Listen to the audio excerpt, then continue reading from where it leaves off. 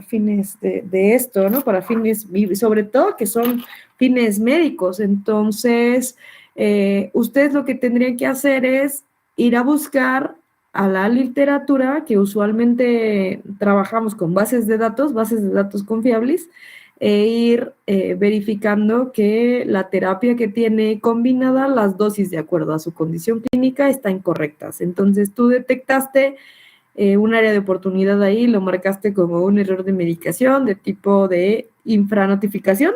¿Escuché bien? Sí, no, es inframedicación, sí. Infra, o sea, de lo que tú revisaste es menor debería haber sido mayor la dosis. Correcto, sí.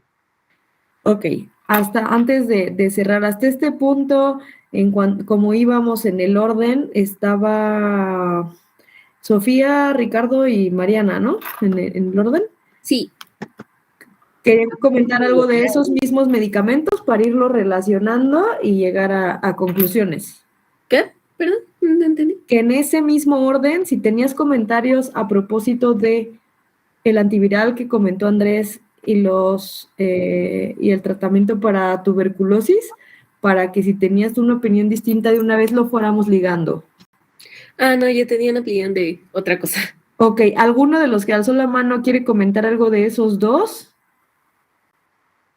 Ok, ¿alguien más, Ricardo? Entonces, para que avancemos con otras... Igual. De acuerdo, entonces ahora sí avanzamos con nuevas, ¿no? Gracias, Andrés. Entonces, seguro de lo que revisas y acostúmbrense en todos los casos en que si no hay información, no podemos dar por hecho o que sí tiene algo o que no tiene algo. Ajá. Busquen esa objetividad porque a veces es una necesidad, ¿no?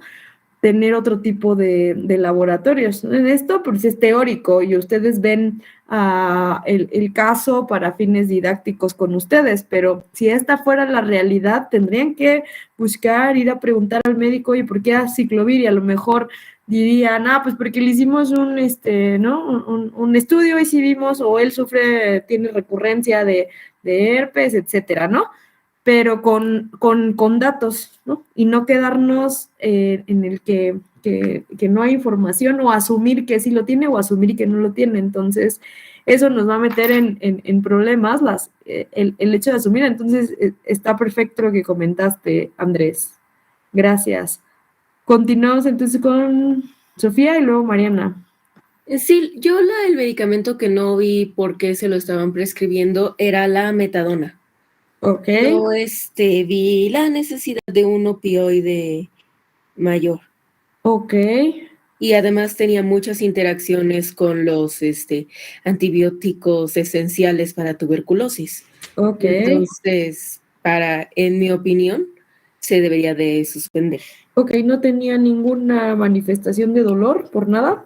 No, pero... No descrita, ¿no? No, ni descrita. Ni dolor mayor, ¿no? Para haber utilizado un opioide de ese estilo. Y si tuviera un dolor menor, el paracetamol ya lo tiene prescrito. Ya lo tenía. Es correcto. Entonces, ¿ese error de qué tipo sería, Sofía?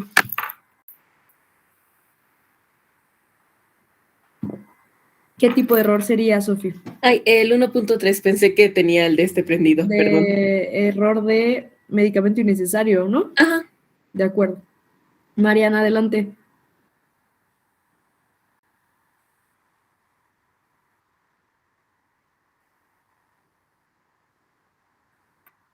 Ajá, en ese...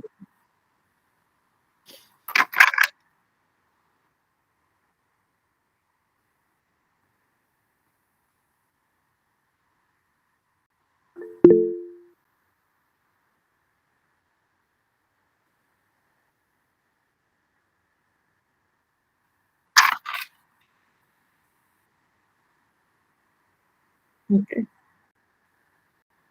¿Error de qué tipo? Pero que es que no me sé los números de memoria. Error. No, pero saber, o sea, la generalidad, sobredosis, de monitoreo, error de qué fue. Bueno, mientras lo buscas, vamos a comenzar con esto que mencionas, la piridoxina. ¿Por qué un paciente con VIH Sí, es vitamina, porque un paciente con VIH y tuberculosis tomaría piridoxina, como está descrito ahí, vitamina B6.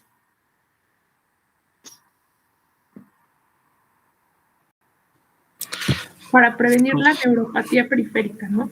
Es correcto, está usando antirretrovirales, ¿de acuerdo? Pues tanto por el VIH y aparte está con todo el tratamiento antituberculosis. Entonces, es como coadyuvante en esa prevención de neuropatía por el uso de esos medicamentos, ¿vale? Entonces, sí estaría justificado. ¿De acuerdo? Sí, profesora. Ok. ¿Queda claro lo de la piridoxina? Vamos con otras dudas. Adelante, Víctor, luego Sofía y luego Diana. Ok, a mí me queda un poco de duda con la amoxicilina y el ácido clavulánico. O sea, Ok. porque se supone que lo administran para Streptococcus pneumoniae, pero pues no tiene neumonía, o sea, no sé si es profiláctico o por qué. O sea, porque se supone que la razón es porque se encontró en el esputo, ¿no? Pero pues es microbiota, entonces también sería innecesario el medicamento, ¿no? Ok, ¿y en un paciente inmunosuprimido, Víctor? Ajá, entonces esa era mi duda porque pues lo pensé como profilaxis, pero al mismo tiempo siento que era muy poca la dosis, pues. Ok, ahí no podríamos saber, ¿está indicado? Sí, ¿no? Tu duda es si estaría orientado hacia la profilaxis o al tratamiento. Ajá. Y con base en eso, ver si la dosis estaba adecuada, abajo o arriba, ¿no? O la duración, o cambiar incluso el antibiótico, ¿no? Sí. En los pacientes inmunosuprimidos, ya, o sea, ellos están enfermos, en el momento está infectado, ¿no? Con virus, hongos que no están quizás descritos en este caso, y la presencia en efecto, tú dices, pues es microbiota habitual, ¿no? Tendrías que hacer algo más, ¿cómo saber que era solo la habitual y que no está causando un problema, ¿no? Mayor, porque aparte tenía otros signos, ¿no? No como tal que fuera un dato neumónico, pero ¿qué otros signos y síntomas podrían apoyar ese diagnóstico respiratorio de lo que tenía? Tenía disminución en el vestíbulo, no sé qué. Okay. Aquí está. ¿Y qué más? A ver, recordémoslo. Secreción, ajá. Bueno, Sí. por eso la fiebre también es como inflamación. Exacto, entonces, más que hablar de profilaxis, Víctor, pues ya teníamos signos de una infección, ¿no? Que es confuso en un tipo de pacientes como el que están presentando, porque además tuberculosis, además VIH, ¿no? En consecuencia inmunosuprimido, entonces aquí habría que ver, ¿es adecuada ese antibiótico para ese microorganismo? ¿Sí está indicado para él? Sí, ¿no? Ok, sí. Ajá. Entonces, ahora nos iríamos al siguiente algoritmo, verificar que la dosis sea correcta para un cuadro respiratorio como el que estaba presentando, ¿no? Asociado, por una asociación bacteriana. A veces los cuadros coexisten y lo vamos a ver también con el caso de COVID. En ocasiones un paciente con neumonía, pero una neumonía que además tiene asociación de microorganismos, ¿no? Podemos encontrar casos con una neumonía por Aspergillus niger, más a lo mejor a lo mejor un coco o de estos, o una bacteria gram negativa multiresistente y además candidiasis, ¿no? Pero justo en este caso, como, uh-huh. como se trata de un paciente con VIH, o sea, no sé, como QFBs podríamos recomendar que descartemos una infección por Pneumocystis jirovecii, ¿no? Ándale, sí, es exacto. Esa sería, después de analizar el que sí estaba indicado y que ese podría ser microbiota habitual, porque de todas formas iba a estar presente, mejor hacer una búsqueda dirigida, ¿no? De la secreción. A lo mejor fue contaminación de la toma de muestra, eso hasta en la práctica clínica ocurre, ¿no? O no estaba, el inóculo no fue suficiente, etcétera. ¿Sí? Entonces es correcto haberlo hecho así, sin embargo, sugerir, como dices, al médico, pues seguir la búsqueda, ¿no? Ok, gracias. Sí, ¿alguien comentaba algo de Streptococcus pneumoniae? Sí, estaba en el esputo, sí, por eso estamos hablando de que sí es correcto el haber elegido el antibiótico, porque el antibiótico era sensible a el microorganismo era sensible a ese antibiótico y tenía signos, ¿no? Si hubiéramos visto en el caso a lo mejor que después de ciertas dosis no mejora o algo así, pues ya entonces lo trataríamos, ¿no? Gracias, Víctor. Adecuado. Continuamos con las manos en el orden que habían levantado. ¿Quién sigue? Creo que yo otra vez. Ok, sí, sí, adelante. Ahí, en orden. Tenía dos dudas. Primero, lo de los medicamentos para VIH. Entonces, como dice ahí, solo tenemos que, o sea, indicar de qué tipo de medicamentos puede tomar ya después. Es que era el inciso 4 de las preguntas que venían. Sí, no me las sé de memoria. ¿Podrían decírmelas o ponemos el caso? Decía que... Ay, déjeme encontrar el caso. Decía que el inciso 4 dice, se trata de un paciente con infección de VIH, ¿qué tratamiento farmacológico es el indicado para él? Y yo solo puse el antirretroviral combinado con inhibidores de la transcriptasa, nucleósidos y no nucleósidos, inhibidores de proteasa, y no quise poner como algunos medicamentos en específico, porque no sé todavía si le vayan a prescribir otras cosas, si le vayan a quitar los que... Al final, la decisión es solamente, Sofi, de lo que tú viste con ese caso. Con ese cuadro que ves de ese paciente, es con el que tenías que elegir para ese paciente que es lo más indicado. Ok, entonces sí, el punto era buscar qué medicamentos le convenía, ¿no? Exacto, a ese paciente. Ok, gracias. A ti. Diana, adelante. Sí, era retomar lo de la amoxicilina. Estuve buscando, bueno, para qué indicaciones se da y pues hasta la neumonía e infecciones graves por Streptococcus pneumoniae. Y pues todas las dosis que vi pues eran básicamente similares y la que le dieron al paciente era más, o sea, yo puse que habría que checar esa dosis porque era muy elevada en comparación con las recomendadas, pero igual no sé. ¿Muy elevada qué tanto? Como 1 gramo más. Ok, ¿todos están de acuerdo? Un poquito menos de 1 gramo, porque ¿cuál es la dosis? ¿Cuál es todos estamos de acuerdo que sí está indicado el antibiótico. Ahora el tema es la dosis. ¿Cuál es la dosis correcta para un paciente como el que están revisando de acuerdo a las guías, a las bases de datos? ¿Cuál es la dosis que debe recibir un paciente como el de nuestro caso?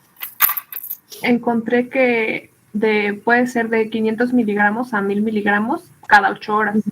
Y le estaban dando 2 gramos. Ok. Más de 2 gramos en el día. Ok. ¿Alguien quiere hablar sobre la dosis? ¿Encontró ese error? Yo. Sí. Bueno, es que salen sus valores del laboratorio y pues sale su creatinina bastante alta, entonces pues realicé el filtrado glomerular y nos está hablando que tiene un daño renal un poco elevado, entonces con base del filtrado glomerular dice que se necesita una dosis de 250 a 500 miligramos cada 12 horas, porque pues, siempre hay que considerar también cómo está su riñón antes de saber la dosis exacta. Exacto, y por eso habíamos visto en la clase pasada las consideraciones especiales, ¿se acuerdan? Embarazadas, niños, funciones renales, hepáticas, y que les dije siempre de cajón tendríamos que saber si no tiene alguna de estas manifestaciones que va a condicionar su tratamiento. Entonces, es adecuado lo que dice Diana porque es una sobredosis y es adecuado lo que dice Estefanía, ¿no? Entonces, lo correcto era el ranguito bajo, ¿no? De los 500 y el intervalo incluso haberlo modificado. Entonces, el error es un error de dosis arriba, ¿no? Es sobredosis de ese antibiótico para su condición. ¿De acuerdo? Sí. Gracias, Diana y Estefi. Adelante, Ricardo. Yo tuve duda es que encontré que hay una interacción entre el paracetamol y los antibióticos para el tratamiento de la tuberculosis, porque, bueno, está prescrito que para paracetamol, más de 2 gramos al día, pues presenta esa interacción. Entonces, lo que yo sugerí fue, porque pues el paracetamol estaba indicado para la fiebre, ¿no? Que presentaba el paciente. Entonces, lo que yo sugerí era cambiar el paracetamol por un, ¿cómo es? Metamizol. Okay. Pero cuando busqué, se había, bueno, en Hipócrates, se había interacción con los metamizol con los otros antibióticos, no encontré si había interacción. Entonces, ahí no sé si esa sugerencia también era buena. Ok, ¿él tenía fiebre continua todo el tiempo? ¿En ningún momento se le quitó? No lo sé, no recuerdo. O sea, sé que ingresó con fiebre. Eso, ¿no? Pero, ¿y la fiebre es resultado de qué? ¿No? de la infección. Entonces, Ricardo, cuando encuentren algunos casos así en los que uno se topa con pared, ¿no? De que intento el fármaco A y hay interacción y la interacción me causa este daño, busco una alternativa y la alternativa también me causa otra interacción y también me puede causar esto otro. Específicamente en este caso, no podríamos decir si continúa con la fiebre, ¿no? Entró por eso, pero no hay más datos de que se ha mantenido. Entonces, pudieran hacer uso de recomendaciones como sugerir por razón necesaria, ¿no? Okay. Y la dosis mínima indispensable y separada del resto, en el caso de que pues, todos tuvieran ese problema, ¿no? Y pues si no hay fiebre, pues no hay motivo para darle paracetamol. Y si le da, pues el riesgo de la interacción va a ser menor porque vas a utilizar una dosis menor y vas a tratar de separar los horarios, no usarlos concomitantemente. Esa puede ser una alternativa. Y también, bueno, sugerí el metamizol porque es más eficaz para el efecto de antipirético. Ok, el paracetamol es un excelente antipirético también, ¿eh? No se casen con eso. Además, el metamizol luego trae, incluso en algunos lugares ya lo descontinuaron, trae otros problemas, ¿no? Entonces, justo todo eso hay que evaluar. O si tienen 2 interacciones con las alternativas, tendría que ver cuál es el que causa, cuál es la interacción en la que el resultado con el paciente sea menos grave para decidir con cuál se quedan, ¿no? En algunos casos hay interacciones más de tipo teórico y que a lo mejor no van a tener un impacto, y hay otras interacciones que pudieran ser de plano contraindicadas, porque si se presentan, el paciente va a sufrir algún daño incluso grave, ¿de acuerdo? Ok, sí. Bueno, gracias, Ricardo. Adelante, Vanessa. Ok, bueno, yo tenía una duda acerca del fluconazol. Decía que estaba indicado para un caso como de que tenía Muget. Investigué lo que era Muget y era como... Perdón que te interrumpa, Vanessa. Alejandro Nogués, ¿sí es de nuestra clase? Que me está pidiendo entrar. ¿Eh? Creo que no, bueno, no, yo no lo reconozco entre mis compañeros. Ustedes, es que está Alejandro Nogués pidiendo entrar. No sé. Bueno, si alguien puede ver en la lista, rápido, me avisa, ¿no? Perdóname, Vanessa, continúa, fluconazol. Sí, bueno, entonces yo tenía la duda de que pues se prescribió para que se tratara de y yo lejos para el Muget, investigaste que era Muget. Es una infección que es provocada por el hongo de Cándida albicans. O sea, es una bilcandidiasis llamada de otra manera, ¿no? Sí. Y pues vi que era común para las personas que tienen inmunodeficiencia, como en este caso, ¿no? O sea, aunque no lo diga directamente en el caso, o sea, se considera en la terapéutica porque es inmunodeficiente. Sí, sí, sí. Y, por Además, ejemplo, también es busqué, evidente que está, o sea, una persona con su sistema inmune al 100 no tiene hongos, virus, bacterias, tuberculosis, ¿no? Ok.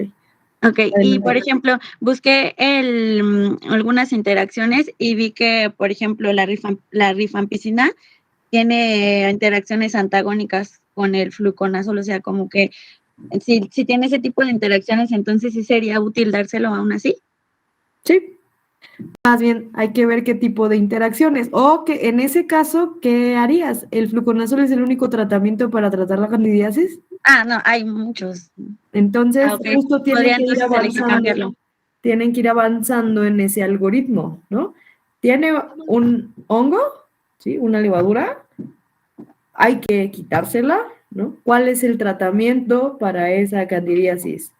El fluconazol es uno, pero puede haber otros antimicóticos, ¿no? Y a lo mejor dentro de los otros antimicóticos no hay interacción como lo que tú observaste con el fluco. Entonces, si voy a quitar, pero si es una necesidad, entonces sugiero una alternativa que no me genere los mismos problemas. ¿De acuerdo? Ok. Gracias, Vane. Listo, chicos. Entonces, ¿y cómo se sintieron ahora en este caso en resolverlo? ¿Ya mejor? Ya lo había fregado, gracias. Gracias. Más o menos, bueno, pues es que no hay perfección, ¿no? Olvídense de que la perfección existe, pero le sirvió de tratar de entender y de tratar de ligar y de ubicar problemas relacionados con la medicación, o si hubiera alguna reacción adversa, que tienen que vayan ustedes analizando qué pasó primero, identifico si hay algún error. Y si ese error ocurre, ¿por qué está ocurriendo, no? Una dosis, una omisión, un error en la técnica, en el monitoreo, y qué trajo consigo al paciente, y no solo de forma aislada, porque van a tener que trabajar las revisiones de medicamento por medicamento, ¿no? Sino todos en su conjunto. Entonces, primero de forma individual, pero después todos en el mismo saco, porque están siendo recibidos por una persona. Entonces ahí es donde viene la verificación de todas las interacciones de lo que está usando de forma concomitante.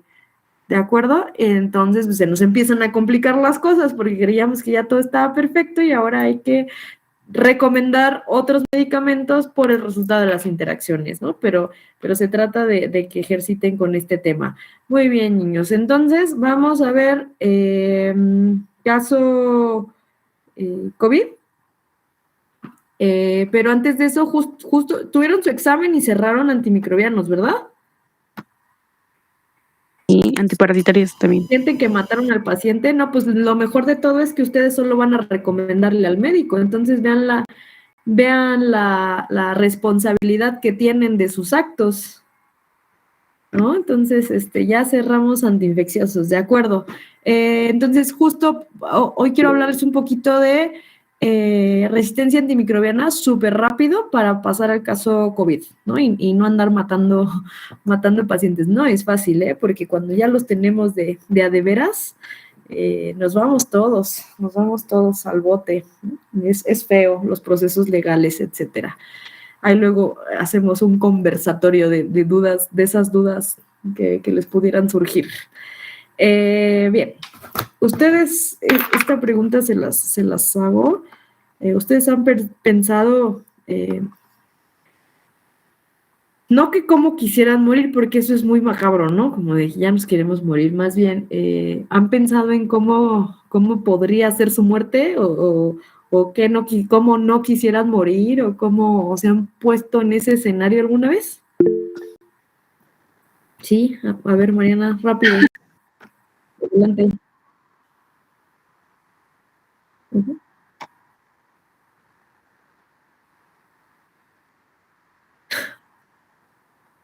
Ok.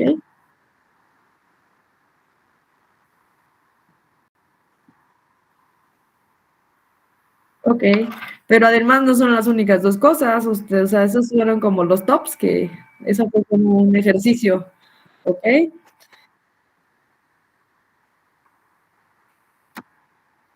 Todos nos vamos a morir, para eso es, ¿no? Y todos los que estamos aquí, ¿hay algún extranjero?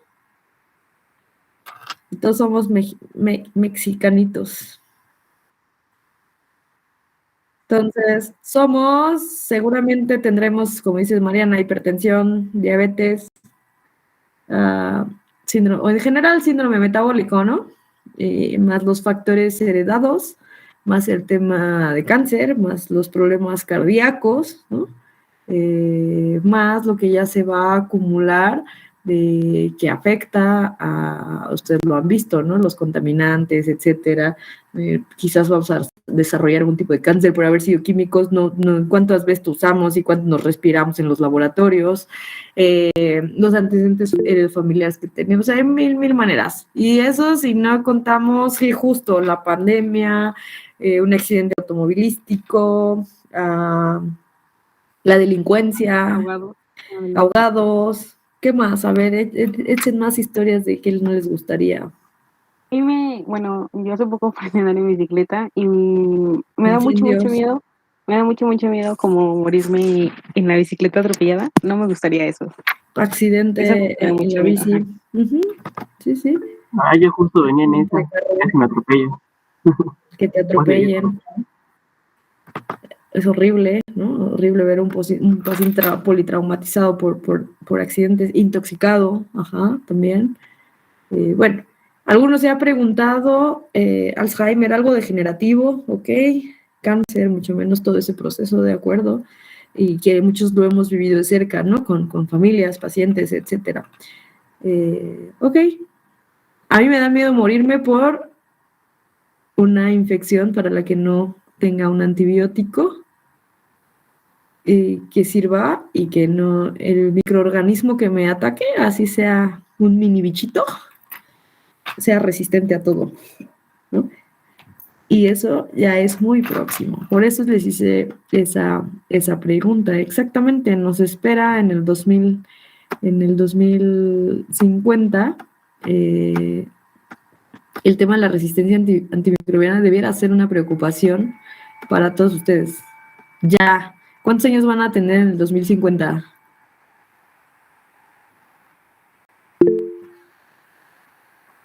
Chicos. 51. 51, échenle yo cuántos voy a tener, ¿no? Entonces, pues seguramente ya iremos a requerir hospitalito. Esto es muy rápido porque ha sido un problema ya mencionado desde los foros económicos mundiales de varios años. O sea, ya vamos a cumplir hace 10 años que se dijo, ojo, ¿sí están viendo mi pantalla, va? Sí, profesor. Gracias. Dije que dijimos, ojo, ¿no? Que el mundo empezó a decir, cuidado por los microorganismos resistentes, desde hace ya casi 10 años, ¿no? Entonces, desde entonces era una de las principales amenazas para la salud mundial. Y no solo hablando de temas de uso de antibióticos para tratamiento de enfermedades, sino también, acuérdense que los antibióticos se utilizan en ganado, todo el tema de la industria alimentaria, y que eso va a tener ese impacto. Entonces, vean, en el mapa de riesgos desde hace 9 años, vean dónde está la resistencia antibiótica. O sea, ahorita estamos también con temas de la guerra, ¿no? De que que sí va a haber guerra, de si nos lanzan el papá o la mamá de las bombas, ¿no? Sí vemos su pantalla, pero no se cambia. Ok. A ver. Gracias.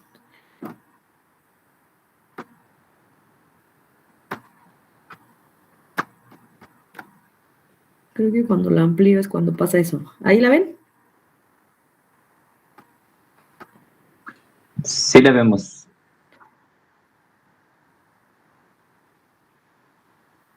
No, sí puedo avanzar. Sí, lo pregunto si la ven porque cuando la amplío se la pierden. Ok, entonces les decía que en el mapa de riesgos, ya desde entonces, ojo con los con la resistencia a antibióticos, por acá anda el terrorismo, Ahorita les decía lo que estamos viendo de los conflictos, ¿no? Entre países, temas financieros, de gobierno, cambio climático. Al final es como tener todo esto, ver al mundo en una lupa y decir, pues, ¿qué nos va a pasar en unos años, no? Le tenemos que prestar atención. Me avisan en el momento en el que ya no vean mi pantalla, ¿de acuerdo? Entonces, desde entonces, chicos, se habló de los peligros para la salud, ¿no? Y se advirtieron esos riesgos con antimicrobianos. RAM, no de RAM de reacción adversa a medicamentos, sino resistencia a antimicrobianos, en donde se destacaban estos dos factores, el uso excesivo, ¿no? Para humanos como para ganado, y el hecho de que no se han inventado nuevas clases de antibióticos desde los años 80, ¿no? Incluso las resistencias emergentes en ese entonces a los carbapenémicos, que por supuesto que ya nos los pasamos, ¿no? Entonces, 2013 pasó eso, 2018, 5 años después, lo mismo, es un riesgo porque hay incremento en enfermedades infecciosas, ¿no? ¿Hasta no han visto los memes? Sí siguen viendo mi pantalla, ¿verdad? Me avisan, por favor. En el mapa, estamos viendo el mapa de riesgo. No, pues ya avancé como 5, ¿ven? ¿Por qué no la amplió? ¿Ya la ven otra vez? Sí. ¿Pero qué ven? Informe de riesgos mundiales de 2013. Ok, aquí ya vieron lo que les mencioné de que el uso excesivo y que el tema de que no se hayan inventado nuevas clases. Y luego les hablé de esto, de que la diferencia entre el 13 y el 18 seguía siendo un problema, y el incremento, ¿vale? Incluso ya en el 18 dijeron que hay mucho en juego, que la resistencia hacia los antibióticos significaría el final de la medicina moderna, ¿no? Por lo que eso representa. Entonces, en la realidad, en el ambiente clínico, se están gestando una serie de bichos, ¿no? Que uno dice, ¿qué está pasando? ¿No? Sí siguen viendo mi pantalla, ¿verdad? Sí. Sí, profesor. ¿Avanzó? ¿Ya están viendo E. coli? Sí, ya se ve. Ok, vean ese antibiograma. ¿Qué me dicen de E. coli? Esos son datos reales, del laboratorio. Es muy resistente a muchos por ejemplo, la ampicilina es 100% resistente. Ay, escuché, no sé si soy yo, escuché muy bajito. Sí, casi no se escucha. No escuché, ¿me podrían repetir más fuerte? Adelante, ¿qué piensan de esta gráfica? No sabe que tiene muchas No entiendo, se corta. Bueno, voy a tratar de traducir, ¿no? De si ya estamos viendo un número elevado de resistencia, ¿no? Están en rojitos. Ampicilina, sulbactam, o sea, es totalmente resistente a ampicilina, a esas cefalosporinas, etcétera. Y si vemos las alternativas, si ustedes fueran ese paciente, ¿qué les gustaría recibir de antibiótico con base en ese antibiograma? Amicacina. Amicacina, en segundo lugar, ¿qué? ¿Te gustaría, a quién le gustaría recibir ampicilina? No. Tenemos un suicida. No, es que estaba viendo la gráfica, no sé por qué me confundí. Ajá. Ya, no te preocupes. Mire la tabla, ¿no? No, Ampi es totalmente resistente a ampicilina. Entonces, nos iríamos por Amica, Meropenem, ¿no? Que es 100% sensible. Ay, ahora esto se trabó. Sí están viendo que se trabó, ¿verdad? ¿O que ya volvió? Sí, ¿seguimos viendo la gráfica? Sí, seguimos viendo la gráfica. Entonces, pero al menos hay alternativas, ¿no? También podríamos usar cefotaxima, ertapenem, imipenem, nitrofurantoína y tigecyclina, ¿no? Que todavía, pues ahí tenemos algo de ayuda, pero el resto de antibióticos, pues ya están pasándose al lado de que es el microorganismo súper resistente, ¿no? Esta E. coli esta E. coli, ¿no? Beta-lactamasas de espectro extendido. Vean esta. Es real, esta no es de meme, ¿eh? También son gráficas reales, ¿sí la ven? Pseudomonas aeruginosa. ¿Solo es También sensible a está. uno? Solo a uno es sensible. ¿Verdad? ¿Todos los hospitales tienen colistina? No creo. No. No. Es costosa, ¿no? Entonces, sí ven de lo que estamos hablando, es terrorífico. Y hay casos como esas mismas pseudomonas, ¿no? En los que se van a encontrar esto. Imaginen que ustedes son el paciente que llegó con una infección de las vías urinarias solamente, o con una gastroenteritis infecciosa, o con, qué sé yo, y que les digan esto.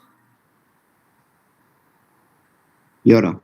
Lloran, pues lloran y lloran todos, ¿no? Porque hasta una faringoamigdalitis nos puede matar, ¿no? Confiaríamos totalmente en nuestro sistema inmune, porque de plano la terapia farmacológica no va a servir en estos casos, ¿no? Entonces, es muy grave, ¿sí? Recuerdan que el uso racional, hablábamos de uso racional en las primeras clases de medicamentos y los errores que existían, y que la OMS lo catalogó como un problema grave y que había que disminuirlos. El uso irracional con los antibióticos también tiene mucha culpa de esto, ¿no? Sí se acuerdan de ese challenge, y se acuerdan que teníamos datos de que era una de las veces que la OMS lanzaba retos y que disminuir los errores de medicación era una prioridad. Entonces, ¿por qué les hablo de esto? Porque el origen de la resistencia a los antibióticos es ese uso inapropiado. ¿Sí están viendo la pantalla del uso inapropiado? Me interrumpen, si no cambia. Sí, maestra. Por Sí, 3 de origen razones de- principales.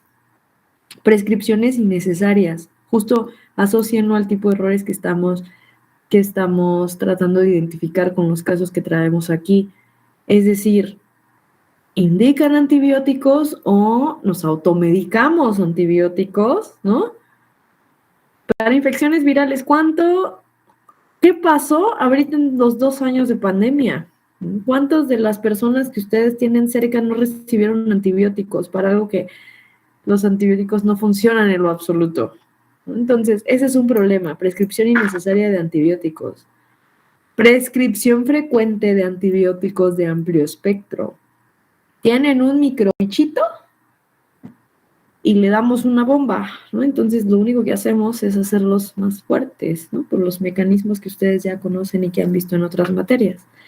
Y el tercero, nosotros como pacientes o los pacientes que tenemos a nuestro cargo, el uso inapropiado por parte de los pacientes. ¿Por qué? ¿Qué pasa?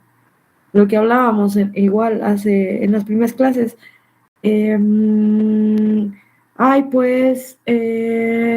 ¿Cómo se llama? Me lo indicaron 14 días, pero la caja ya se me acabó y llevo 8 y yo ya me siento bien. Mejor ya no me compro otra caja, ¿no? Porque no completo la duración del tratamiento.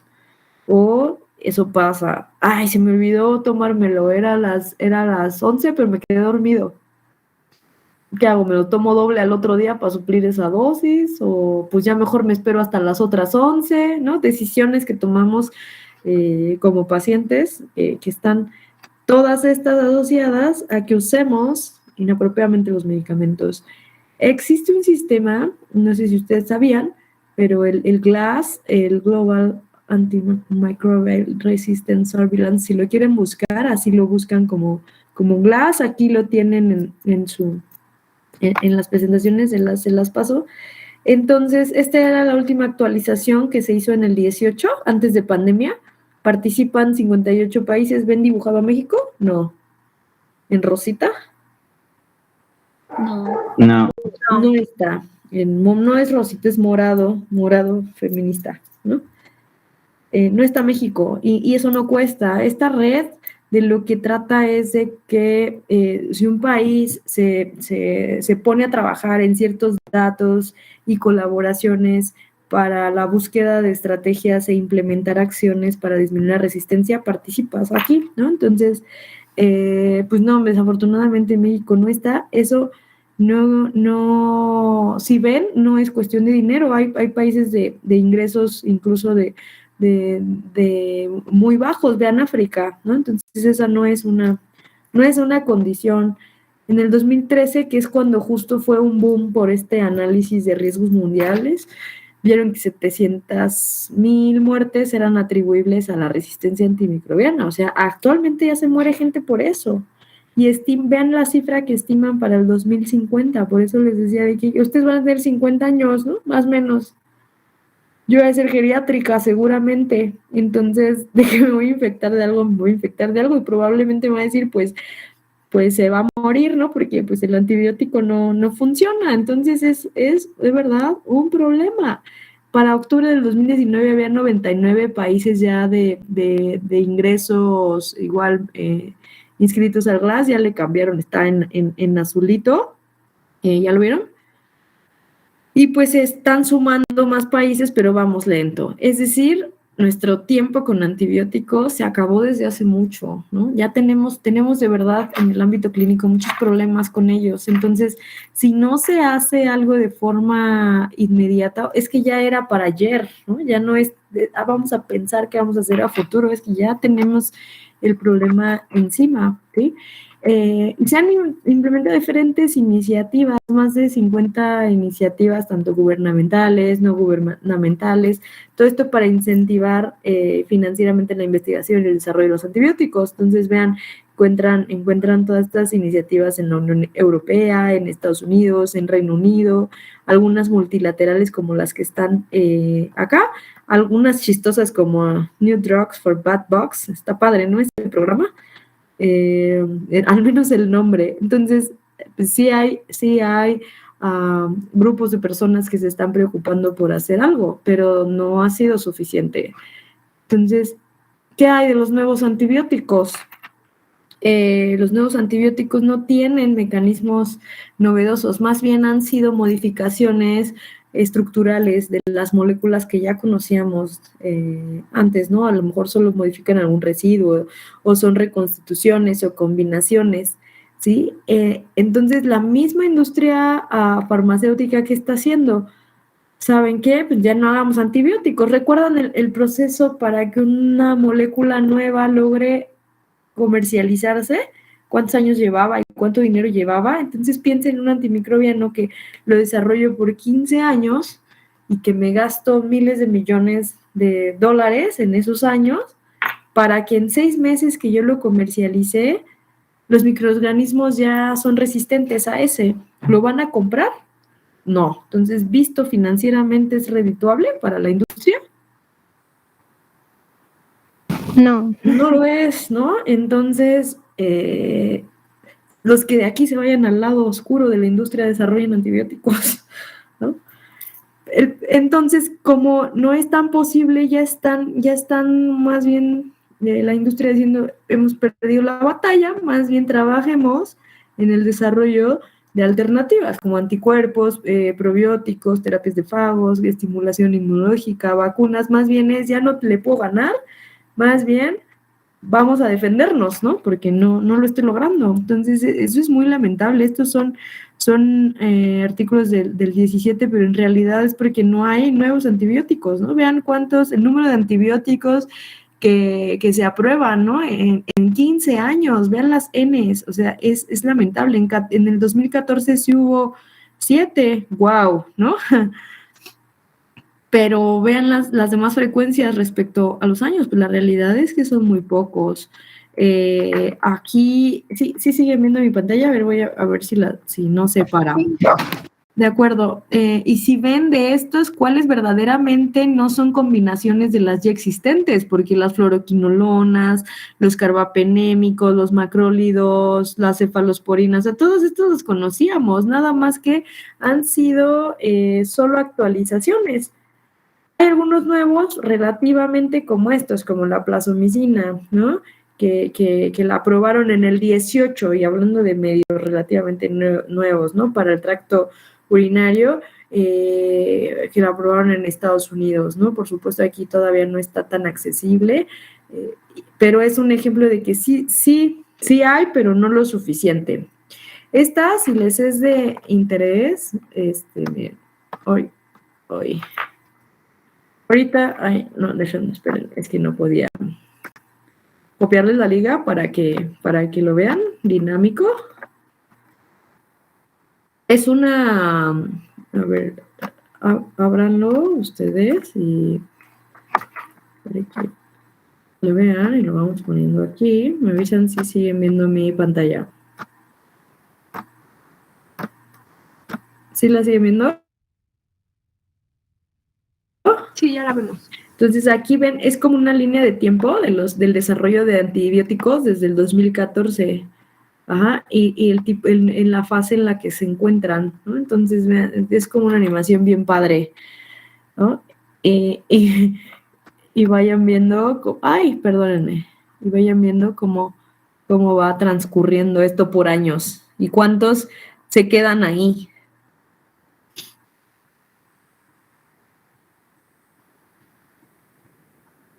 ¿Ya vieron?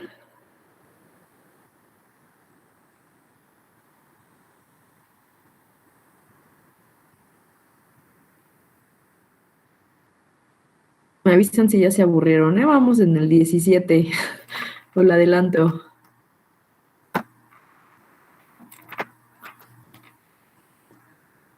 No, está bien. Ok. Vean cuántos se quedan en las fases previas, ¿no? Y que ya para la aprobación, pues son muy pocos. Y en pandemia, pues ¿ustedes creen que los ojos estuvieron centrados en eso? Por supuesto que no.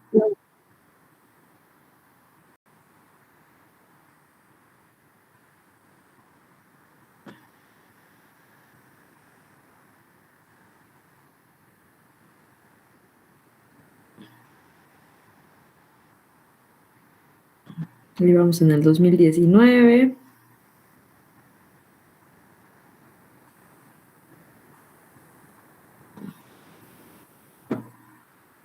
Y todos los que se quedan incluso en fase 1, ¿no?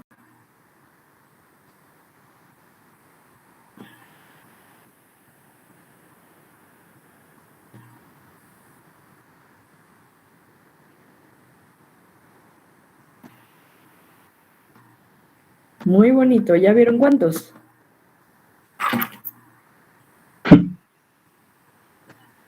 ¿Hace cuántos años? ¿No? Ahora sí ya me cachan a qué me refiero. Sí, la resistencia es mucho más Crítico de lo que rápida. pensábamos, ¿no? Ujú. ¿Se imaginaban esto? O sea, porque todos hemos escuchado de luz irracional alguna vez, pero ¿se imaginaban que a este grado? No tanto, ¿no? Pues ustedes futuros QFBs a trabajar en eso, ¿no? Yo sí, a mí me operaron por una bacteria multiresistente y, o sea, tuve primero como una amigdalitis y pues no, como era multiresistente, pues nada más alojó como en la garganta y así estuve adelgazando hasta que pues ya encontraron que pues no había más que pues quitar como todas las amígdalas, incluso me tuvieron que regenerar como que una parte del tejido porque pues no había como con qué matarla. Ok, ¿no era un estreptococo beta hemolítico? Ay, la verdad es que nunca pregunté qué había sido al final, pero pues es Pues que pregunta, ¿no? Ahora ya que eres casi una QFB, eso es interesante porque al final te puede impactar a futuro. Entonces, sí, trata de escarbar ahí en tus registros o pregúntales a tus padres y ve qué puedes obtener. Sí, es un problema similar. Entonces, vean, por esa razón, hay estrategias, ¿no? Para la resistencia antimicrobiana. Sin embargo, ¿me hablan? Sí, es que no los veo, solo veo mi pantalla.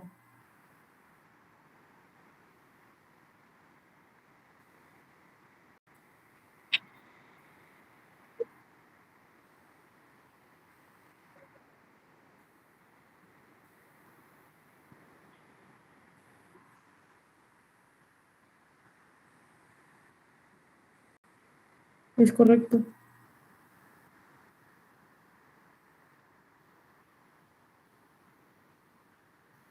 Ok, sí.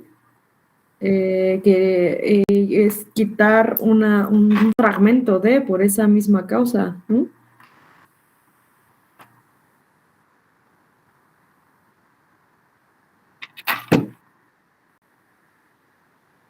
Exacto, y en el mejor de los casos, porque luego a veces tenemos sepsis, ¿no? Choque séptico, y pues ya no solo es esa resección, sino la muerte incluso. Entonces, les hablaba, gracias, María, les hablaba de la Estrategia Nacional contra la Resistencia. Por supuesto que México sí hizo algo, está haciendo algo, ¿no? Hasta el 2018 estableció esos objetivos y ya, ¿no? El objetivo 1, concientizar la comprensión respecto a la resistencia antibiótica microbiana a través de comunicación, educación y capacitación. ¿Ustedes lo Que ya se sabían? quedó congelado. ¿Cómo? Creo que ya se congeló su pantalla. ¿Pero no están viendo los cuadros? No. Ah, sí. Bueno, unos 4. Esos no. Eso sí. Sí, de eso se estaba hablando, del objetivo 1. Gracias. ¿Sí lo siguen viendo? ¿El cuadro amarillo? Sí, ya Ok. se ven. Entonces, no está, ustedes han recibido, o sea, somos mexicanos, ¿no? Si esta es una estrategia nacional, era para que ya estuviéramos concientizados de ese problema y con comunicación, educación, etcétera. El 2, reforzar conocimientos a través de la vigilancia, ¿no? Vigilancia epidemiológica y vigilancia sanitaria y el uso de antimicrobianos, ¿no? O sea, aquí entra todo el tema de farma y de lo que ustedes podrían realizar dentro de los hospitales, pero al final es, si ven, reforzar, mejorar, ajá, pero ¿cómo? Esos son los objetivos, pero las estrategias específicas, ¿no? O las obligaciones a nivel nacional, ¿cuáles serían, no? Objetivo 3, reducir las infecciones con medidas preventivas, ¿no? Y luego viene COVID, ¿no? Objetivo 4, utilizar racionalmente de forma, bueno, esa es la racionalidad de antibióticos, no solo en las personas, sino en los animales, ¿no? Y el último, pues que se trabaje en el desarrollo de nuevos medicamentos, porque ya vieron que ese problema está bárbaro. No solo nuevos antibióticos, sino tratar de tener nuevas herramientas diagnósticas, vacunas u otras alternativas. ¿De acuerdo, chicos? Entonces, la verdad es que es terrorífico, ¿no? O sea, a lo mejor no les quita el sueño y dicen, ay, ¿esto qué? Pero a mí sí me preocuparía que me duele la garganta y no tengo una faringoamigdalitis que no se pueda resolver con un vil antibiótico como ocurre actualmente, ¿no? Ya lo estamos teniendo en casos reales. Y con esto cerramos. Quería sensibilizar la parte de antibióticos. ¿Tienen alguna duda o comentario para que pasemos a COVID? Creo que no. Muchas gracias. Entonces, dense una estirada, un par de minutitos. Te necesito ir al baño, ¿sale? Ahorita, un par de minutos y estoy con ustedes. Sí, doctora, no se preocupe. Sí.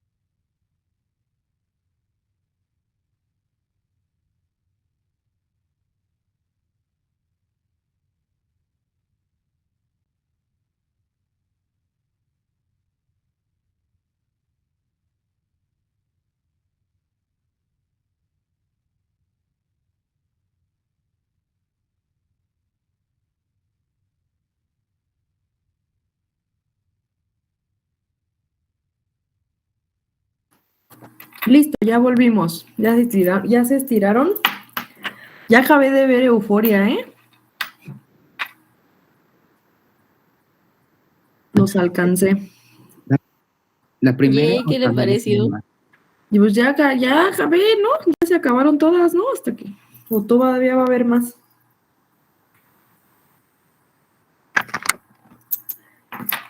Según yo ya acabé. Creo que en unos años sale la tercera. Ah, bueno. Para entonces que estén en su posgrado. ¿Qué le pareció? ¿Le gustó al final? Pues está chistosilla, ¿no? Está entretenida.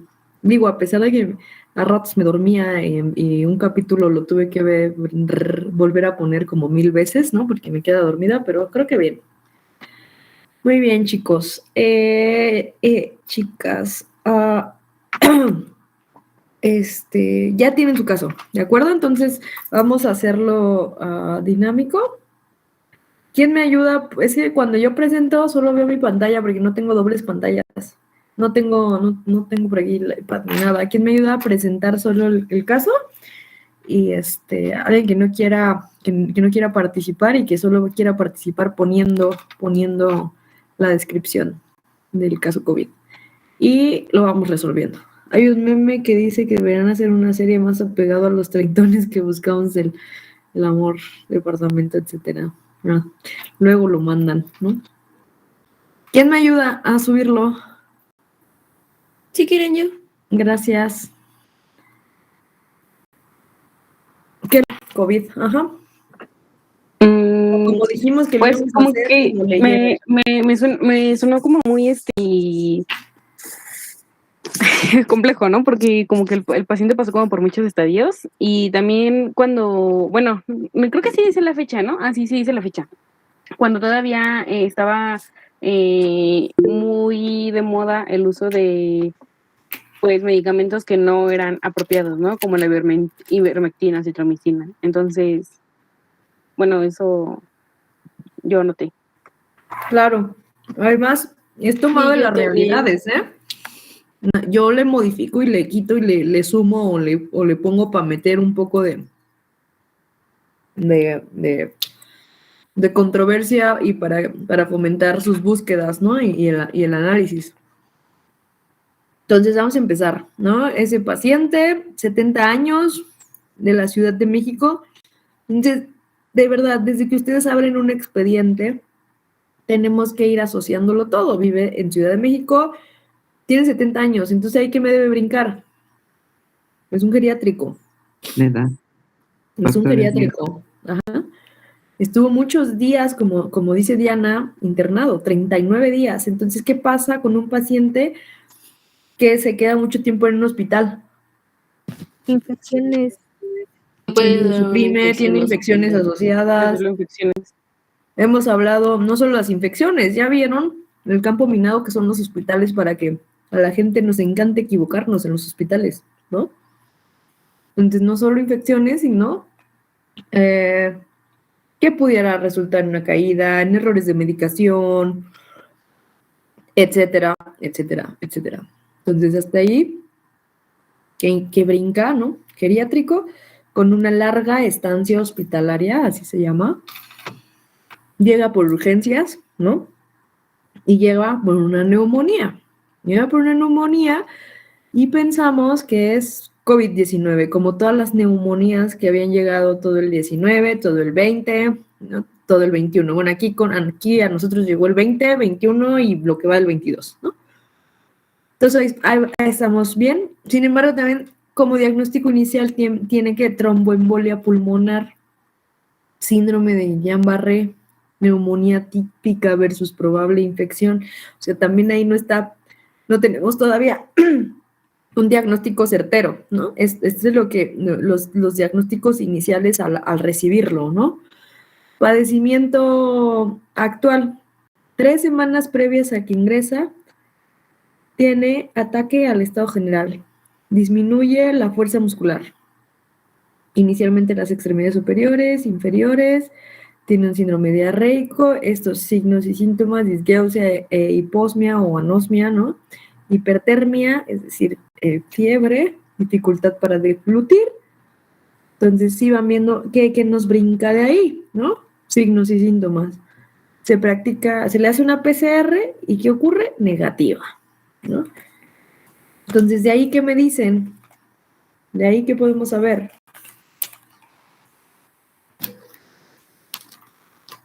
Pues ¿No? no sé, igual y como con una PCR negativa se podría pensar que se trata de otra infección viral o bacteriana, ¿no? U otra enfermedad. Sí, adelante.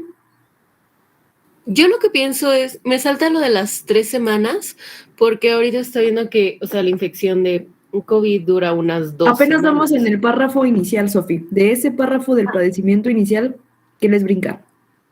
No, sí, por eso, como dice 3 semanas y PCR negativo, lo que pienso es que tal vez ya no, o sea, que sí tuvo COVID antes, pero ahora ya solo son las secuelas. Eso es lo que yo pienso, que por eso sigue pero saliendo tiene fiebre negativo. activa. Sí. Las secuelas estaríamos, Entonces a lo ya es mejor la la fuerza neumonía. muscular, ¿no?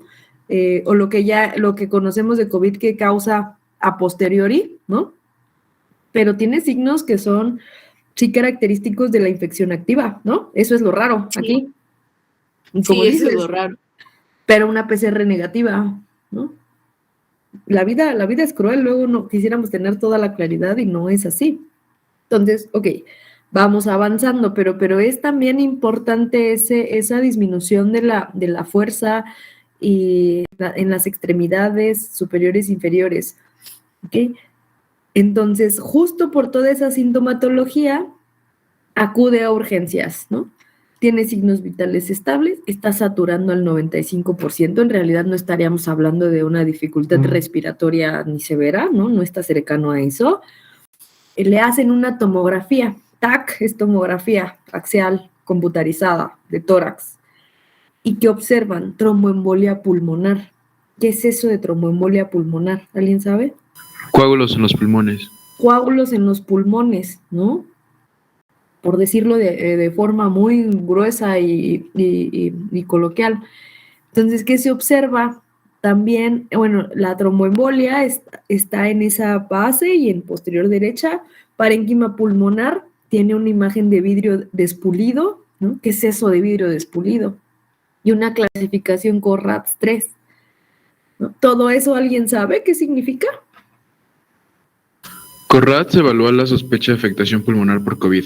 Entonces, ¿Es 3, correcto? pues ¿qué es eso?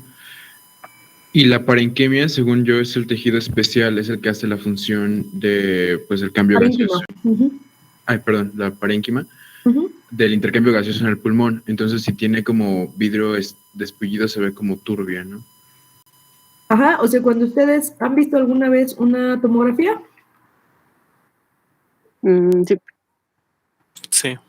A ver, me dicen si ven mi pantalla ahorita.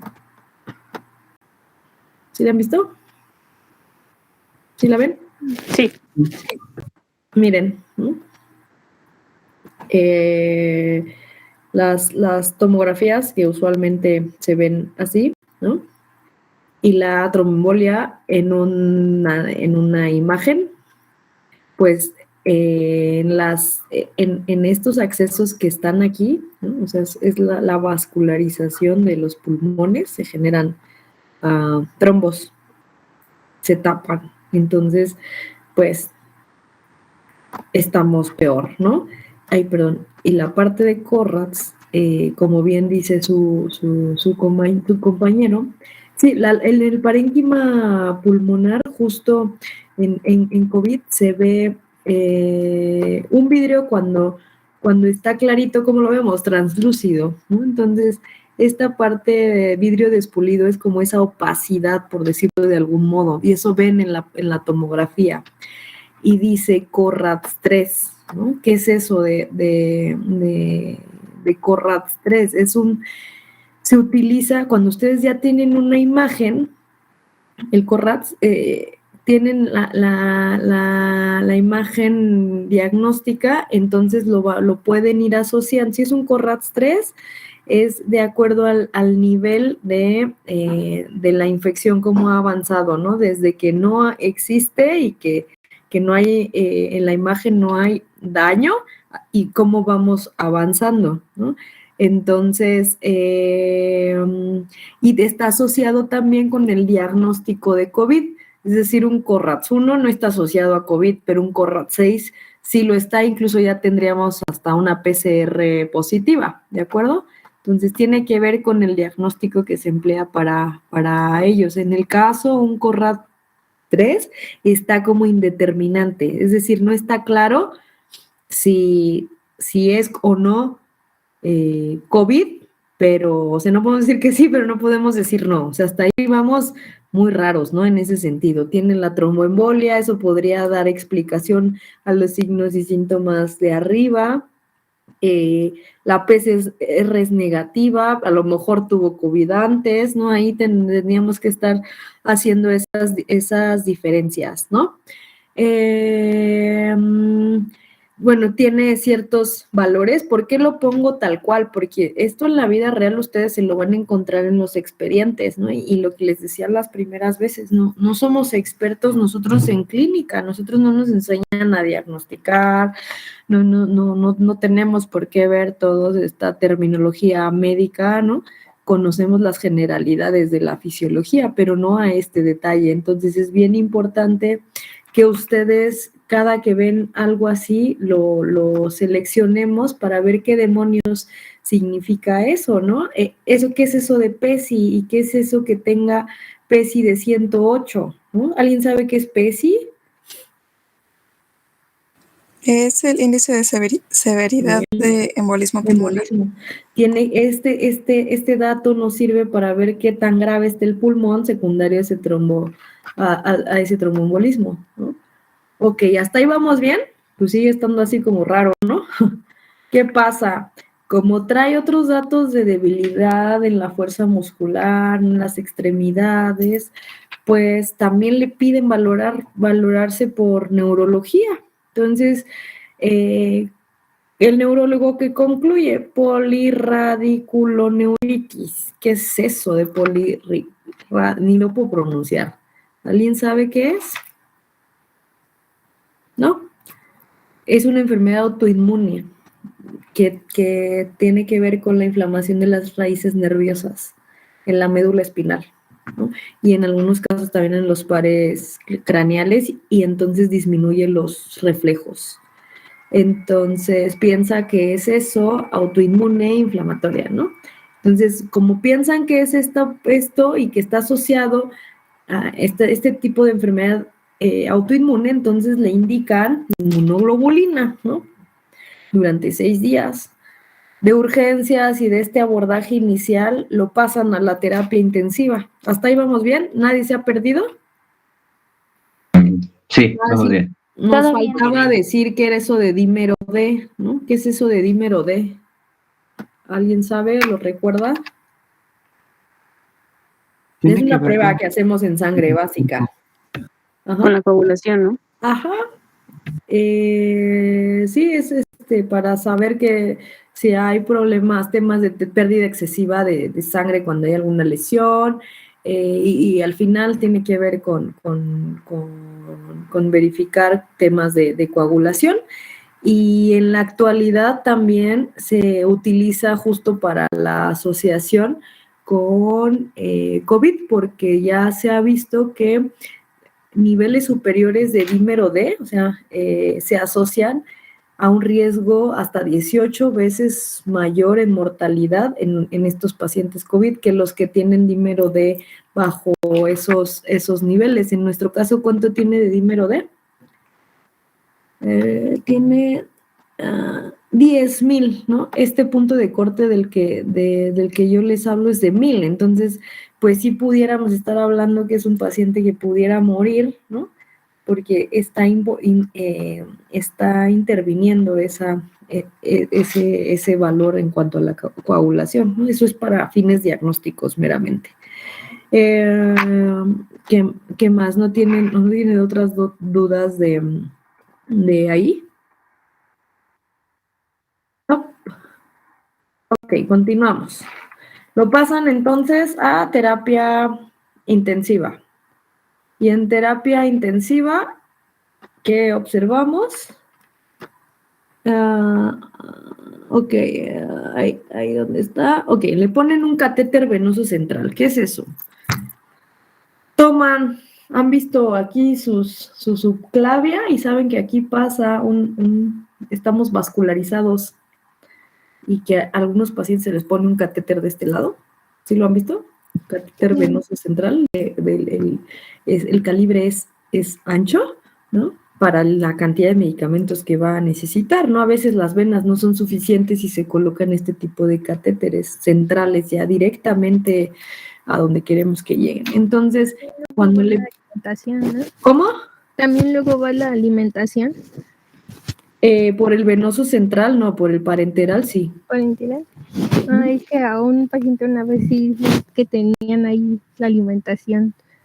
Sí. Ok, ¿hiciera central? Sí, por eso me sorprende. Pero alimentación de tipo parenteral. Ajá. Ok, sí, no una enteral. No, una licuada ahí. Sí, lo matan, nada más, ¿no? Ok, sí. Entonces, ¿qué hacen? Se coloca ese catéter y ¿qué ocurre? Neumotórax. ¿Saben qué es neumotórax? ¿Sí saben o no saben? Es un colapso pulmonar. Es un colapso pulmonar, los pulmones que tienen dentro aire, ¿no? Entonces, cuando existe neumotórax por alguna lesión, a veces, por ejemplo, en los choques, ¿qué pasa con los choques automovilísticos? A veces la parte frontal del auto presiona las bolsas de aire, ¿no? Y los golpes directamente en el pulmón hacen que literal se nos ponchen como un balón de básquetbol, ¿no? Es el neumotórax, es ese colapso pulmonar, justo derivado de cada tipo de lesión. Entonces pudiera haber lo que dice su compañera. En algunos casos hay infiltración de la misma hemorragia por el golpe, ¿no? Etcétera. Pero es esa pérdida de la integridad y de cómo colapsa. Entonces, ¿por qué colapsa? Porque están buscando este acceso y entonces lo pinchan, ¿no? Seguramente eso es una complicación. Los neumotórax son complicaciones asociadas a colocación de catéter. No solo quiere decir que el paciente tuvo el neumotórax nomás porque sí. Pudo haber también intervenido la tromboembolia que tenía, pero también pudo ser por la colocación del catéter, ¿no? Eso es por, a lo mejor, cuando lo haces muy rápido o no se tiene la técnica adecuada y puede generar ese problema, ¿de acuerdo? Entonces tiene neumotórax derecho y además tiene hipoxemia severa e insuficiencia respiratoria, ¿no? Por esa misma condición. ¿Y qué es lo que pasa? Cae en paro cardiorrespiratorio. ¿Sí saben qué significa eso? Cuando en los hospitales usualmente voceamos código azul, ¿no? Bien bonito hasta se escucha, ¿no? Código azul en piso 2, código azul, ¿no? ¿Saben qué es? Sí, cuando pues un paciente, no sé, empieza a caer tanto en paro cardiovascular o respiratorio y pues necesita apoyo de ventilación, ya sea de alguna forma o incluso que se le reanime con las placas estas. Al final se paró el corazón o los pulmones, paro cardiorrespiratorio, eso es el código azul internacionalmente, ¿no?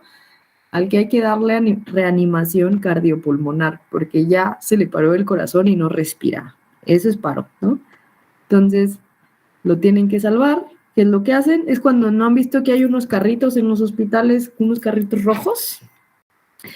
Cuando la próxima vez que vayan a un hospital, pongan atención a eso, los que no lo han visto, pues esos carros tienen arriba un desfibrilador, ¿no? O como lo ven en las películas, de despejen y dar ciertos joules para que con electricidad el corazón vuelva a latir. Y también compresiones, ¿no? Compresiones en el pecho para no. Y hay un protocolo específico para lo cual el personal clínico debe tener ciertas competencias, ¿no? Hay organizaciones como la Asociación Americana de cardio que hace estos cursos, también la UNAM hace estos cursos, etcétera. Es bueno saber dar reanimación, ¿no? No sabemos uno cuándo nos puede pasar. Y temas de soporte vital. Entonces, cae en paro, lo sacan de forma exitosa. ¿Qué quiere decir? Se le paró el corazón y no respiraba, entonces hacen todo este protocolo, lo salvan, le tienen que poner un tubo en la pleura, ¿no? O sea, al final los dos pulmoncitos, ¿no? Uno está ponchado, entonces justo al poncharse, pues hay sangre, líquido, etcétera. Entonces tienen que drenarlo y le ponen como un tubito con ese drenaje para el líquido, porque dentro de los pulmones no debe haber líquido, dentro de los pulmones hay gases, ¿no? Para el intercambio. Entonces, lo hacen bien, le colocan ese tubo, con eso se llama sello de agua, y luego, ¿qué hacen? Es un paciente que está más o menos malito o críticamente enfermo y que puede morir. Como lo crítico, está nada de morir, ¿no? Entonces, es por eso está en un área crítica. La diferencia de las áreas críticas versus las hospitalizaciones normales, área crítica, cuando escuchen UCI, UTI, unidad de cuidados intensivos, unidad de terapia intensiva, ¿no? Significa eso, necesita un paciente un apoyo de soporte vital prácticamente, ¿no? De que tengo que tener un ventilador a la mano, de que debo tener este tipo de instrumentos para revertir paro, de que tengo que utilizar medicamentos de alto riesgo como eso, aminas vasoactivas, etcétera, ¿de acuerdo? Y bueno, inician eso porque pues usualmente cuando caen en paro los pacientes y están tan críticos, pues también en algunos casos tienen inestabilidad hemodinámica, entonces por esa razón el uso de las aminas, ¿no? Y la sedación profunda, ¿por qué? Porque le colocan un ventilador.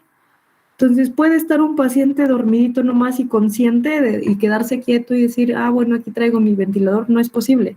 Se sedan totalmente, entonces se mandan a dormir para que se pueda hacer toda esa maniobra. Se coloca un tubo, se coloca a un ventilador y el ventilador respira por la persona, ¿no? Porque con esa sedación profunda, pues no tenemos, ustedes, aunque estén dormidos, respiran, ¿no? Con este tipo de sedaciones, pues no hay manera de poder respirar por sí mismos, ni más con el daño que tiene a nivel pulmonar. Y váyanle sumando todo lo demás, la polirradiculoneuritis anterior, ¿no?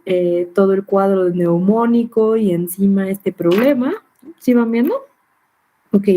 Le dan cobertura con antimicrobianos de amplio espectro, que hasta aquí no sabemos cuáles, están más abajo. Heparina, esteroides, oxígeno, en caso de que requiera oxígeno, ¿no? No tiene datos de insuficiencia respiratoria a pesar de todo ese problema y mantiene saturaciones del 95%, pero pues está conectado a un ventilador. Hasta ahí vamos bien, ¿dudas? Y ahí están todos sus medicamentos, Enoxa, Dexa, Linezolid, acitromicina, meropenem, ivermectina, tocilizumab, ¿no? A esas dosis y a esos intervalos. ¿Me ayudan a bajar? Ay, yo le estoy moviendo y digo, ¿por qué no se mueve como yo quiero? Pensé que yo estaba presentando. Gracias. ¿Qué pasa unos días después? Ven que le dieron inmunoglobulina por su problema autoinmune. A esas dosis iniciales de esos 0.4 gramos por kilogramos día, el paciente se encuentra en choque séptico, se le realiza una traqueostomía percutánea. ¿Qué quiere decir? A veces los tubos no los pueden colocar por la boca para conectar el ventilador. ¿Y qué es lo que hace? Se hace una perforación aquí, ¿no? ¿Y por qué? En su caso cayó en paro, ¿recuerdan? ¿Ustedes creen que hay tiempo de que abra la boca? Son minutos valiosos. En ocasiones, literal, ¿no han visto las películas? Se abre con un bisturí aquí y se mete un tubo directamente que tiene una cánula endotraqueal que llega hasta los pulmones y con eso se ventila para meterle oxígeno a fuerza.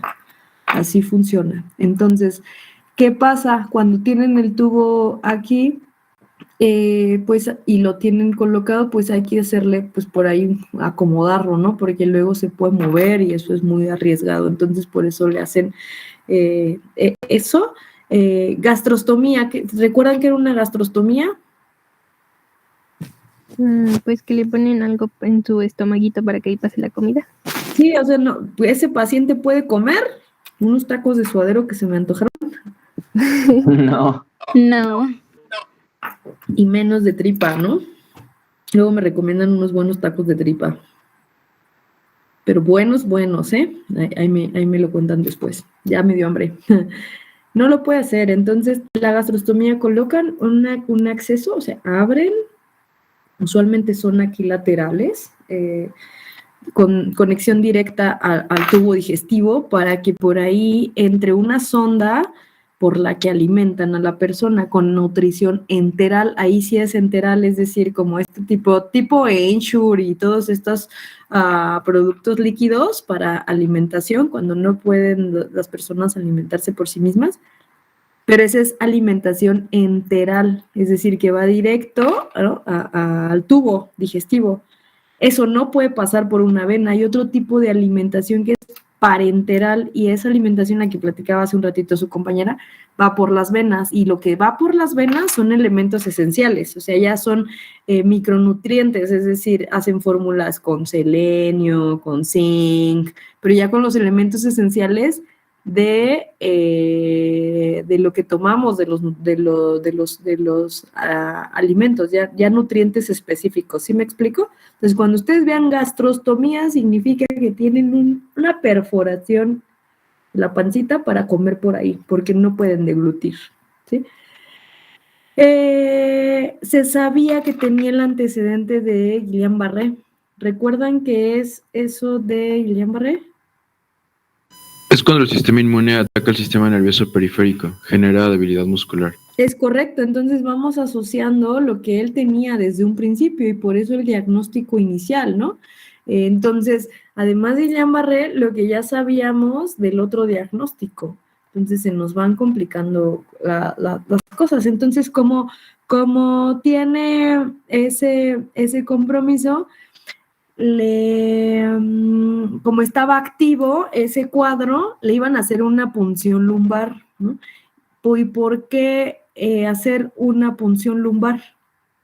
¿Ustedes por qué creen que es importante haberle hecho a ese paciente o tenerle que hacer una punción lumbar?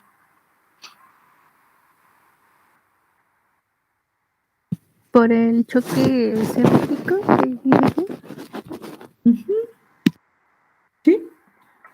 ¿Todos igual?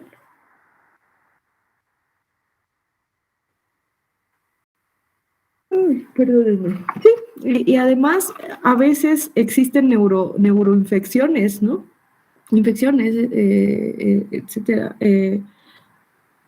que pudieran estar asociadas. ¿Se acuerdan que lo estaba abordando el neurólogo también para ver toda esa parte, ¿no? Que no se trate de una neuroinfección también asociada por todo el cuadro. Pero recuerdan que estaba con anticoagulantes. ¿Qué pasa si nosotros puncionamos? De por sí ya hubo un neumotórax. Luego queremos pinchar la dura madre para sacar líquido, ¿no? Cefalorraquídeo y ver si no hay una neuroinfección. ¿Cómo? ¿Puede tener una hemorragia? Puede tener una hemorragia. Por esa razón ustedes ven que se encuentra, la punción se difiere, porque recuerdan que en los medicamentos que mencionábamos estaba enoxaparina y algo más, está utilizando anticoagulantes. ¿Para qué está utilizando anticoagulantes? Los trombos. La tromboembolia pulmonar, es correcto. No presenta alteraciones de la conciencia. Un día después sigue teniendo dificultad, disminución en la fuerza muscular, pero ahora en las 4 extremidades, arreflexia global e hipoestesia. ¿Saben qué es eso? Arreflexia es ausencia de reflejos en todo el cuerpo. O sea, cuando les hacen así, ¿no? En la rodillita, ¿no han visto? Y que se mueve. Eso es arreflexia, ¿sí? global, o sea, quiere decir que no responde a estímulos cuando se revisan rodillas, ¿no? Etcétera. Hipoestesia en parches. ¿Eso saben qué es? Eso nada más es, hipoestesia es sensibilidad. Entonces, en parches quiere decir como inespecífica, disminuye esa sensibilidad en algunos sitios de forma inespecífica. O sea, no les duele. A veces eso se hace en los pacientes críticos. La primera vez que yo vi cómo los médicos valoraban estos cuadros, a veces así agarraban un pezón del paciente y lo retuercen, ¿no? ¿Creen que eso dolería? Pues claro, pero en un paciente que tiene estos signos no les duele por esa razón. ¿Hasta aquí vamos bien? Sí, vamos bien. Vale, entonces, Sí, vamos.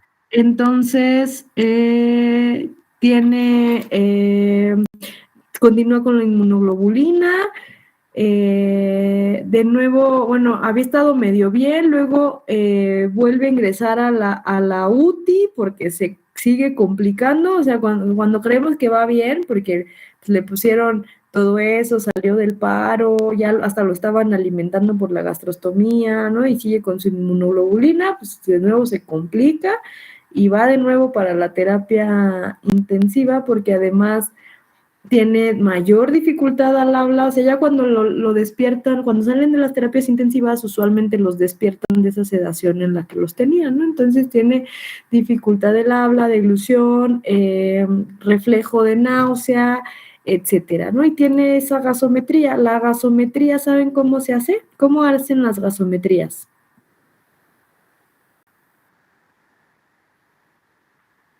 Arterial, ¿no? Ujú.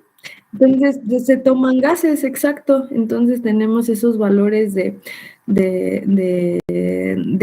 gases, como dice Mariana, y esos son sus cifras. Entonces, pues ya más o menos mantiene esa estabilidad hemodinámica como ventilatoria. Tiene esa PAFI. ¿Alguien sabe qué es PAFI? Es un índice de oxigenación para hacer referencia a justo la presión arterial de oxígeno y la fracción inspirada de oxígeno. Lo van a ver como PaO2, FiO2, ¿no?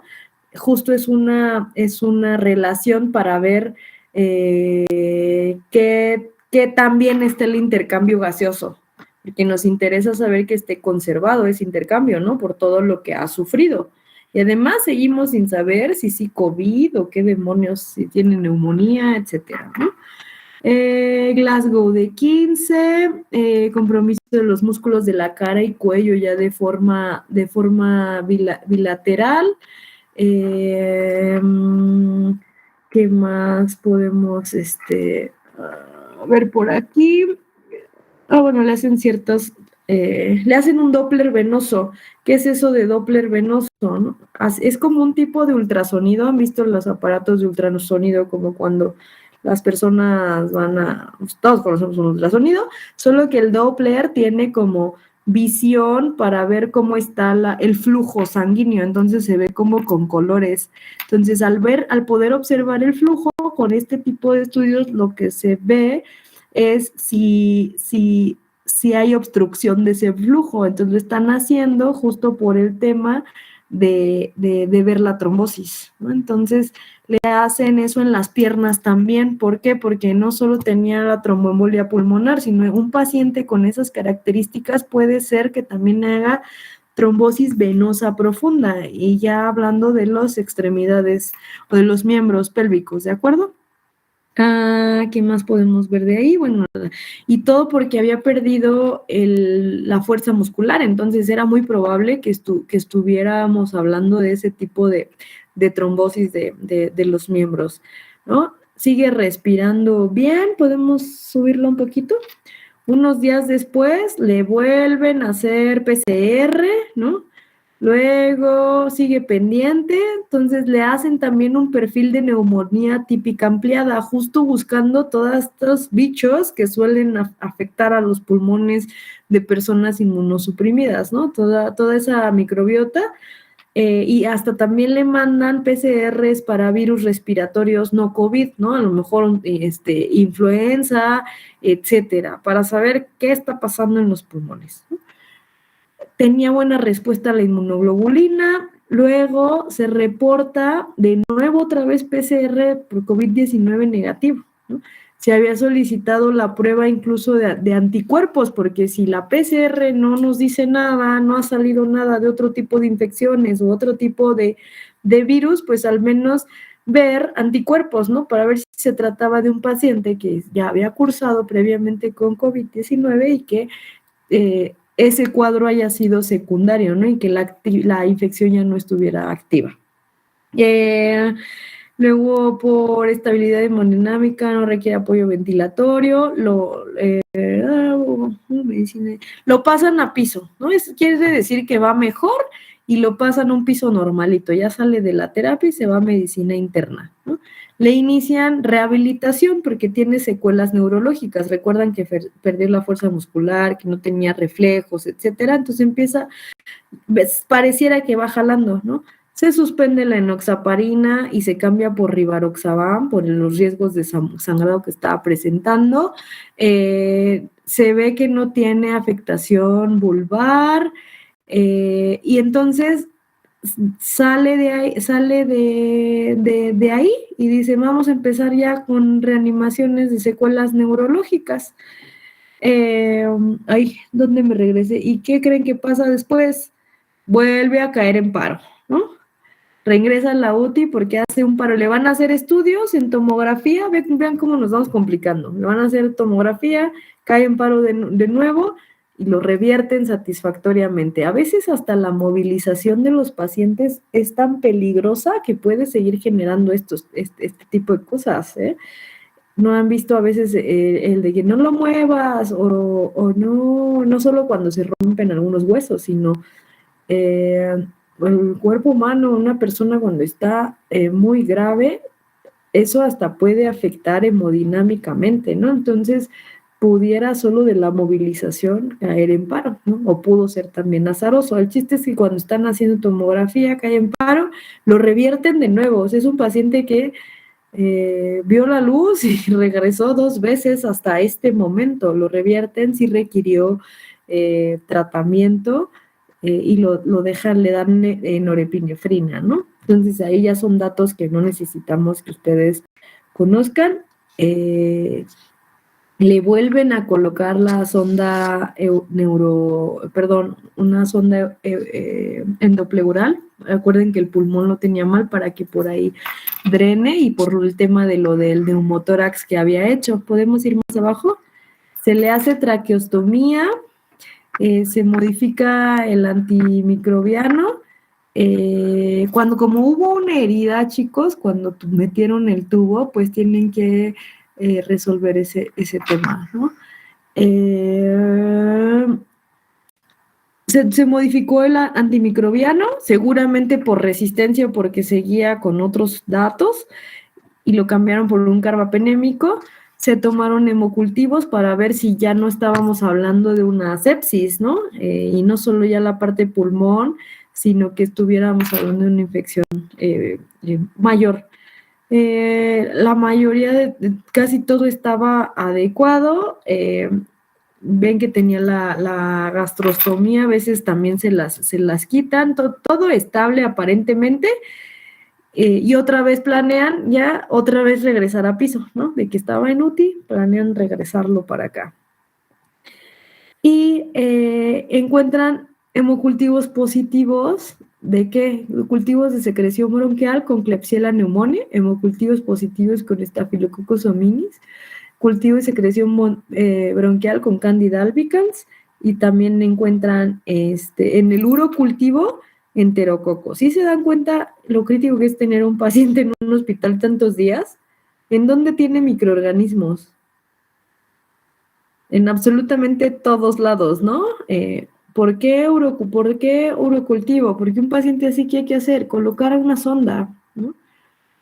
Urinaria, porque no puede pararse a hacer pipí, ¿verdad? Colocan sonda, tiene catéteres, entonces está invadido, tiene mecanismos invasivos que propician que esto ocurra. Entonces, por esa razón, pues el abordaje antibiótico. ¿Y qué creen? IgG e IgM positivos para COVID-19. Entonces, justo ahí vamos asociando, ¿no? Tuvo, le creemos a los IgGs e IgMs, ¿no? O sea, al final montó una respuesta para, ¿no? Aunque saben que esas pruebas se leen como probablemente tuvo la infección, ¿no? Porque hay otro tipo de coronavirus que pudieran elevarlos, ¿no? Y bueno, le hacen exámenes de control para ver cómo va. Aparentemente iba bien después de esas infecciones, nada más de todo lo aislado. Y bueno, días después, ahora sí, fallece. Entonces, hasta aquí, ¿qué piensan de ese caso?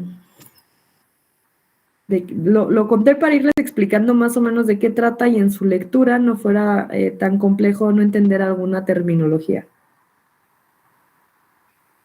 Tal vez debieron de haberle hecho la prueba de antígenos desde el principio. Pero además, ¿para qué? ¿No? O sea, si hubiéramos sabido que si era COVID, ¿en qué cambiaría su pronóstico? ¿No? Pues siento que se complicó por las infecciones asociadas a la atención hospitalaria y pues bueno, a la estancia Su hospitalaria. condición ya era muy grave, ¿no? Ajá. Su Guillain-Barré, el tema que tenía de inmunosupresión y además una terapia intensiva en plena pandemia. ¿No? ¿De acuerdo? ¿Quién más?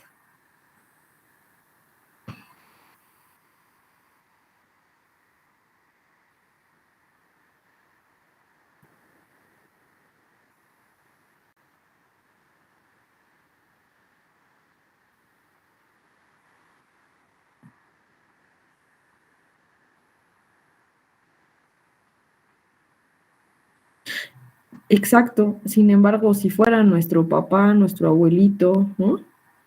Cuando ya le ponemos nombre y no nada más lo mencionamos como un caso, ¿no? Es muy duro, ¿no? Y este es un ejemplo de muchos que tuvimos que seguimos teniendo en toda la pandemia, ¿no? Que tenía esas enfermedades asociadas, pero y era geriátrico. Lo mismo una mujer embarazada, y entonces no solo cuidar a la embarazada, sino también al binomio, es decir, al feto que está dentro y que ella tiene la infección y que están, así como esto lo comentamos, pero trasládenlo a una mujer embarazada también críticamente enferma, ya no es una, son dos, ¿no? Situaciones hasta traumáticas de que absolutamente toda la familia está enferma, ¿no? Lo que prácticamente toda la familia falleció. Entonces, quitando esa parte de los casos, esto es un día a día en la práctica clínica de un solo paciente de un área crítica, ¿no? Entonces, y se los he platicado aquí, en un ambiente de ¿qué? De poco personal, de estrés, de miedo, ¿no? ¿Ustedes creen que los que trabajamos en hospitales no teníamos pavor de siquiera caminar por ahí? ¿No? De que también cuando no teníamos vacuna, de saber que esos pacientes podríamos ser nosotros, ¿no? Todo eso, súmenlo, ¿no? Entonces, al final fue como de supervivencia, y que pues por esa razón necesitamos las organizaciones tener protocolos y estar preparados para, y no solamente improvisar, ¿no? Y tratar de hacer lo mejor posible en estos casos. Ok, chicos, ¿alguien más quiere comentar algo de este caso? Lo único que les voy a pedir de es que revisen los medicamentos. Y únicamente de los medicamentos que están en la lista, que está arriba, lo traen de tareita para comentar la clase. Para comentar, no me lo manden, solo para comentar si detectan errores de medicación, si solamente tenemos eso que ven ahí, más la indicación de inmunoglobulina, ¿vale? Hagan el ejercicio de evaluar dosis, intervalos, y si todo eso está adecuado y colocarlo y verificar las interacciones, ¿no? que si lo ven, o sea, ahí va a ser importante una interacción.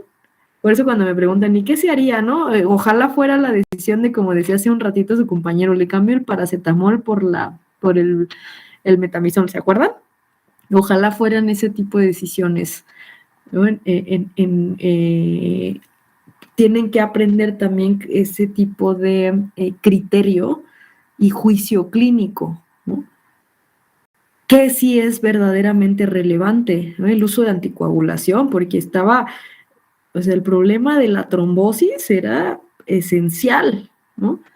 El manejo anticoagulante, el manejo antibiótico, ¿sí? COVID sabíamos que no hay nada que hacer con COVID para entonces, ¿no? Y más bien todo ese soporte integral de manejo de la vía aérea, manejo de los catéteres y con lo que se puede. Entonces, analicen ese pequeño cuadrito para ver si estuvo adecuado o no ese tratamiento, ¿no? Y cómo, si detectan errores de medicación, nada más háganlo en su tablita, identifiquen errores y revísenlo todo. ¿De acuerdo? ¿Tienen alguna pregunta? ¿Duda? ¿Más comentarios? Sí, está fuerte y no es de los más fuertes, imagínense. Bueno, sí es fuerte porque fallece este caso, utilizado para fines didácticos, pero cada paciente es distinto, ¿no? Y cada paciente va a tener cierto tipo de comorbilidades y diferencias que van a impactar en su atención. Son duros, pero bueno, los vamos a exponer aquí así para que ustedes tengan herramientas de cómo analizar. Adelante, Estefanía. Tengo duda de que si se puede, por ejemplo, no sé, ponerlo de los antibióticos, que se fueran como escalonando, porque, pues, no sé si así, como diría siempre, a ojo de buen cubero, pues siento que le dieron antibióticos que son de un escalón ya más alto, para como, no sé, para la parte de intubación, cuando se podría haber utilizado uno más bajito. Lo único que decía era antibióticos de amplio espectro general. El único cambio que pueden asociar es que cuando se lo cambian por carbapenémicos. Ajá, entonces tú ya estás haciendo parte del análisis. Eso tendrían que hacerlo en ubicar qué errores se encontrarían para que ustedes propongan una alternativa, ¿vale? Ok, gracias. Gracias. ¿Alguien más, chicos, chicas? Oigan, se me había olvidado, los que no hayan registrado su nombre completo, pónganlo en el chat, porfa. Y pues terminamos. ¿Y se acuerdan que les iba a confirmar de la clase siguiente? Sí. Déjenme ver. Voy a estar fuera de la ciudad porque tengo que evaluar del Consejo de Salubridad. Entonces, ¿para qué los martirizo? Si ni siquiera sé si voy a estar a tiempo. Entonces, asuman que no habrá clase y yo les mandaré correo con la actividad que vamos a resolver. Y asúmanlo así, y en caso de que sí lo pueda hacer, yo les aviso, ¿no? Por mail al menos un día antes, ¿no? A ver si avanza bien la evaluación y yo me puedo conectar a tiempo. El problema de esas es que hay hora de inicio, pero no de término, ¿no? Sí, maestra, no se preocupe. Se los agradezco, ¿me van a perdonar? Sí, profe, no se preocupe. Bueno, y participen activamente en lo que hagan de la lucha por el respeto y la igualdad de la mujer, ¿no? La siguiente semana. No sé si la facultad va a hacer algo, pero hagan algo, tanto mujeres como hombres, ¿no? En todo sentido, en la sociedad, porque hace falta, ¿no? Y nos voy a ver para hablar de ese tema, pero ahí no solo alcen la voz, sino tomemos acciones, ¿no? Todos los días para mejorar la posición de las mujeres en el mundo, ¿no? Listo, chicos. Pues entonces ya es hora de que nos vayamos, sus nombres, y me dio mucho gusto, como siempre, estar con ustedes. Entonces, estamos en contacto y nos vemos. Bonita noche, profesora. Hasta luego. Igualmente, buenas noches. Bye. Hasta luego. Bye. Bonita